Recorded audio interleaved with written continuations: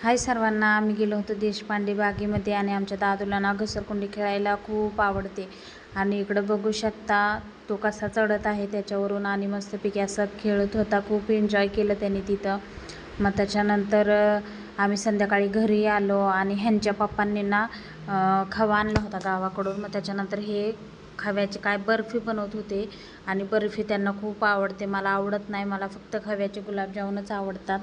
पण त्यांना आवडते तर करा बोलले. मग त्यांनी मस्तपैकी अशी बर्फी बनवली त्यांच्यासाठी. पहिलं तर त्यांनी ह्याच्यामध्ये तूप टाकलं, मग त्याच्यानंतर खवा टाकला आणि खवा खूप गच्च होता कारण तो फ्रीजरमध्ये ठेवला होता वरती. मग त्यांनी काढला आणि डायरेक्ट कढईमध्ये टाकला. मग त्याला वितळायला खूप टाईम लागला. मग त्याच्यानंतर त्याच्यामध्ये साखर टाकली आणि मस्तपैकी अशी बर्फी बनवून रेडी आहे. बर्फी बनवायला खरंच खूप सोपी आहे.